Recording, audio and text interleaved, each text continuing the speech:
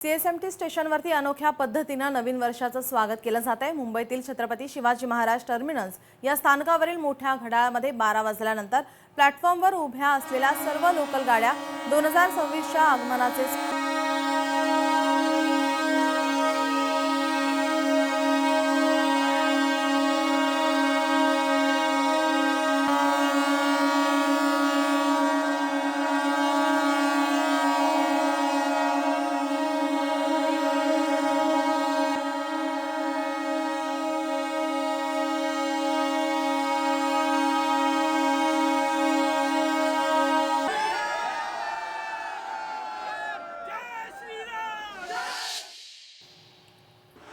पुण्याच्या डेक्कन येथील गुडलक चौकामध्ये नवीन वर्षाचं स्वागत करण्यात आले। यावेळी मोठ्या संख्येने नागरिकांनी सहभाग नोंदवला।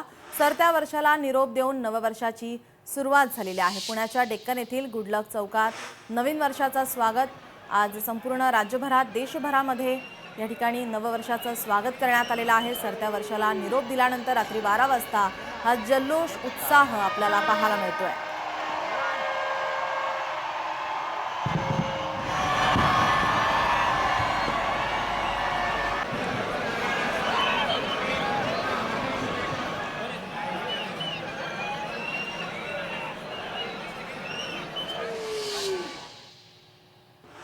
वर्ध्यात नववर्षानिमित्त साई मंदिरामध्ये 25 बाय 25 फुटाची भव्य दिव्य अशी रांगोळी काढण्यात आली आहे। रमण आर्ट परिवाराची ही अनोखी कलाकृती 11 तासाची मेहनत 200 किलो रांगोळीचा वापर करण्यात आलाय।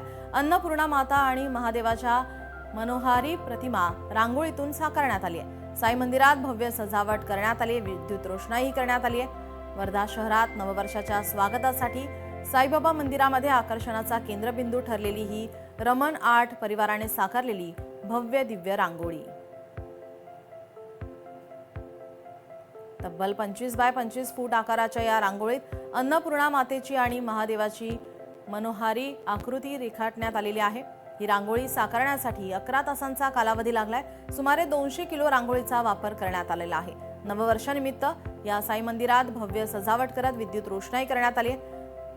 भाविकांसाठी ही रांगोळी विशेष आकर्षण ठरत आहे।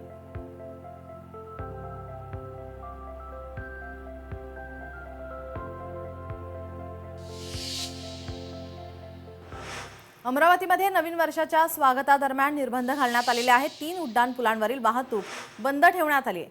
पोलीस आयुक्त राकेश ओला यांच्याकडून पाहणी करण्यात आली। ठिकठिकाणी नाकाबंदी करण्यात आली। ड्रंक अँड ड्राईव्हची कारवाई या ठिकाणी पाहायला मिळाली आहे। 31 डिसेंबर मध्यरात्री 12 नंतर नवीन वर्ष सुरू होण्याच्या पार्श्वभूमीवर या ठिकाणी निर्बंध घालण्यात आलेले पाहायला मिळतात। पोलिसांचा ठिकठिकाणी चोख बंदोबस्त। मोठ्या संख्येने नागरिक विशेषतः तरुण नवीन वर्ष साजरे करताना पाहायला मिळतात। या काळात काही लोक हे मद्यपान सुद्धा करतात। रात्री उशिरा वेगाने गाडी चालवतात। अपघातांचं सत्र या ठिकाणी होण्याची शक्यता आणि त्याच पार्श्वभूमीवर पोलिसांनी या ठिकाणी ही कारवाई केलेली आहे।